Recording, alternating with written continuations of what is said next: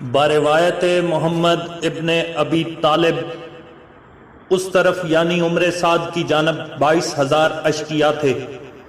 جناب صادق علیہ السلام سے منقول ہے کہ 30,000 نامرد تھے۔ شیخ مفید علیہ الرحمہ نے امام زین العابدین علیہ السلام سے روایت کی ہے کہ جب عمر سعد ترتیب لشکر سے فارغ ہوا، اپنا لشکر لے کر بکمال بے حیائی حضرت کے لشکر کے سامنے آیا۔ جب امام حسین علیہ السلام نے ان ظالموں کی بے باکی اور بے حیائی مشاہدہ فرمائی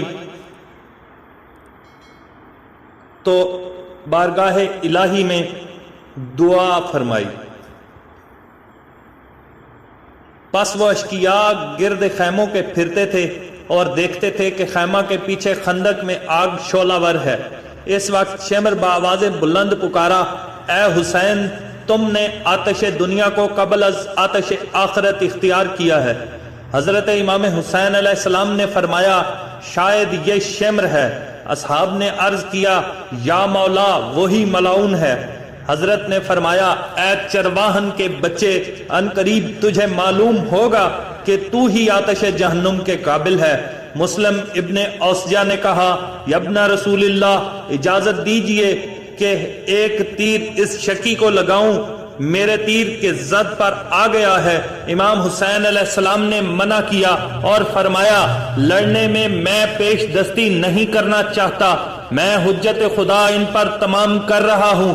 بروایت محمد ابن ابی طالب جب لشکر عمر سعد سوار ہوا اور قریب لشکر امام حسین علیہ السلام صف آرا ہوا، اس وقت حضرت اپنے گھوڑے پر سوار ہوئے اور کئی جوان مردوں کو اصحاب باوفا میں سے ہمراہ لے کر اشقیاء کی طرف چلے۔ بریر ابن حزیر آگے آگے تھے۔ اس وقت حضرت نے بریر سے فرمایا، تم جا کر حجت خدا ان پر تمام کرو۔ بریر نے سپاہ روس سیاہ کے سامنے آ کر فرمایا، اے گروہ بے حیا، خدا سے ڈرو، اہل بیت رسول تمہارے شہر میں تشریف لائے ہیں اور تمہارے مہمان ہوئے ہیں، ان سے کیا قصد رکھتے ہو؟ اشقیاء نے کہا، ہم چاہتے ہیں کہ ان کا ہاتھ دست ابن زیاد میں دے تاکہ ان کے باب میں جو چاہے عمل میں لائے۔ بریر نے کہا، تم اس پر راضی نہیں کہ حضرت امام حسین علیہ السلام اپنے وطن پھر جائیں؟ وائے ہو تم پر، اے اہل کوفہ، تم نے اپنے عہدوں کو توڑا اور خطوط جو باقسم تحریر کیے تھے اور جو بیعت کی تھی اس سے منحرف ہو گئے۔ اب چاہتے ہو کہ ابن زیاد کو ان پر مسلط کرو اور آب فرات سے منع کرو۔ کیا برا سلوک کرتے ہو اپنے پیغمبر کی ذریت کے ساتھ؟ خداوند عالم تم کو بروز قیامت سیراب نہ کرے، تم بدترین خلائق ہو۔ ایک شخص نے اشقیاء میں سے کہا، اے بریر، میں نہیں جانتا تم کیا کہتے ہو۔ بریر نے کہا، الحمدللہ، میری بصیرت تمہارے کفر و ضلالت کی وجہ سے زیادہ ہوئی۔ خداوند، میں پناہ مانگتا ہوں ان کے افعال زشت سے۔ خداوند، یہ منافق آپس میں لڑ مرے اور تیرے غضب سے ان کا قلع کما ہو۔ اس کا جواب فوج یزید نے تیروں کے میخ سے دیا۔ جب اشقیاء نے بریر کی طرف تیر پھینکے، بریر ہمدانی حضرت امام حسین کی خدمت میں آئے۔ حضرت نے جب اشقیاء کی ایذا رسانی مشاہدہ کی تو خود بھی اتمام حجت کے لیے آگے بڑھ کر فرقہ گمراہ کے مقابل کھڑے ہوئے۔ صفوف لشکر مخالف پر نظر کی جو مانند سیل دریا تمام صحرا کو گھیرے ہوئے تھا، اور عمر سعد کو دیکھا کہ رؤسائے کوفہ کے جھرمٹ میں کھڑا ہے۔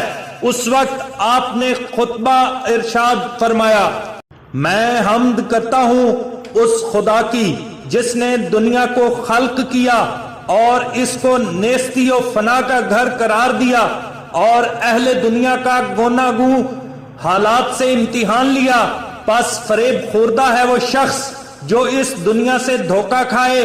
یہ دنیا تم کو فریب نہ دے، کیونکہ اس نے ہر امیدوار کی امید کو قطع کیا ہے۔ میں تمہیں دیکھتا ہوں ایسے امر پر جمع ہوئے ہو جس کے سبب سے خدا تم پر غضبناک ہوا اور منہ پھیر لیا ہے، اور تم مستحق غضب الہی ہو گئے ہو اور اس کی رحمت سے دور ہو گئے ہو۔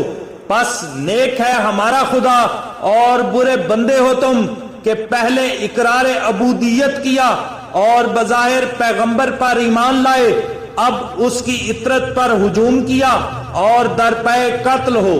بتحقیق کہ شیطان تم پر غالب ہوا ہے اور یاد خدا تمہارے دلوں سے بلا دی ہے، پس برا ہو تمہارا اور ہلاکت ہو تمہارے لیے اور جن چیزوں کا تم نے قصد کیا ہے ان کے لیے۔ پھر فرمایا ان للہ و انا الیہ راجعون، یہی ہے وہ قوم جو ایمان لانے کے بعد مرتد ہوئی اور ظالموں کو درگاہ خدا سے دوری ہے۔ اس وقت عمر سعد نے اپنے اصحاب کو آواز دی، وائے تم پر ان کی بات کا جواب دے بھی چکو، کیونکہ یہ اپنے باپ کے بیٹے ہیں، اگر اسی طرح تمام روز کلام کرتے رہیں گے جب بھی اس کا سلسلہ قطع نہ ہوگا۔ اس وقت شمر ذی الجوشن نے کہا، اے حسین اپنا مطلب مجھ سے کہو۔ فرمایا خدا سے ڈرو اور میرے قتل سے باز آ جاؤ، اس لیے کہ میرا قتل کرنا اور ہتک حرمت کسی طرح تم کو جائز نہیں ہے، کیونکہ میں تمہارے پیغمبر کا بیٹا ہوں۔ میری دادی حضرت خدیجہ الکبریٰ دستر خالد ہیں۔ تم نے یہ قول پیغمبر سے سنا ہوگا کہ آن حضرت نے میرے اور میرے بھائی حسن کے حق میں فرمایا، یہ سردار جوانان اہل بہشت ہیں۔ اس روایت کا آخری ٹکڑا آگے آئے گا۔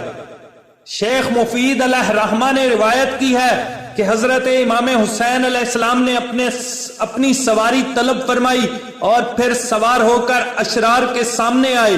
اس وقت سب گمراہ حضرت کا کلام سنتے تھے، پس امام حسین نے بصدائے بلند ندا کی، یا اہل العراق، پھر فرمایا ایھا الناس، میرا کلام بگوش و ہوش سنو، لڑائی میں تعجیل نہ کرو تاکہ میں تمہارے حسب حال نصیحت کروں اور جو مجھ پر لازم ہے تم سے بیان کر لوں، حجت خدا تم پر تمام کر لوں، عذر میرا تم پر ظاہر ہو تاکہ قیامت میں تمہاری کوئی حجت پیش نہ ہو۔ پس اگر انصاف پر عمل کرو اور میری نصیحت کو قبول کرو نجات پاؤ گے، اگر میرا کہا نہ مانو پس اپنے دل میں سوچو اور آپس میں مشورہ کرو، حق ہمارا پوشیدہ نہ رہے گا۔ اس کے بعد فرمایا، جو آزاد و ایزا تمہارا جی چاہے مجھے پہنچا لو اور مہلت نہ دو، کیونکہ میرا ناصر و مددگار خدائے عز و جل ہی ہے، جس نے قرآن کو نازل کیا اور نیکوں کا وہی حامی و کارساز ہے۔ حضرت نے ایک خطبہ نہایت ہی فصیح و بلیغ متضمن بر حمد ثناء الہی اس معجز بیانی سے ارشاد فرمایا کہ اس سے پیشتر کسی نے ایسا خطبہ نہ سنا تھا، اور حق تعالیٰ کو ان اوصاف سے یاد کیا جو لائق خداوندی ہیں، اور درود و نامتناہی جناب رسالت معاب صلی اللہ علیہ وآلہ وسلم اور ملائکہ مقربین اور جملہ انبیاء اور مرسلین پر بھیجا۔ اس کے بعد فرمایا، ایھا الناس، ذرا میرے نسب پر نظر کرو اور دیکھو میں کون ہوں۔ اس کے بعد اپنے نفسوں کی طرف رجوع کرو اور ملامت کرو کہ آیا میرا قتل اور ہتک حرمت تمہارے لیے حلال و جائز ہے؟ کیا میں تمہارے نبی کا نواسا نہیں؟ کیا میں فرزند علی نہیں جو وسیع و برادر پیغمبر اور سابق الاسلام تھے؟ کیا حضرت حمزہ سید الشہداء اور حضرت جعفر میرے عزیز خاص نہیں؟ کیا جعفر جنہیں خدا نے ہاتھوں کے عوض دو پر زمرد سبز نہیں عطا فرمائے، جن کی مدد سے وہ ملائکہ مقربین کے ساتھ بہشت میں پرواز کرتے ہیں؟ آیا نہیں سنا تم نے کہ میرے نانا نے میرے بھائی اور میرے حق میں کیا فرمایا ہے؟ یہ دونوں سردار جوانان بہشت ہیں۔ اگر تم مجھ کو سچا اور راست کو جانتے ہو تو یہ کلام میرا سچ ہے۔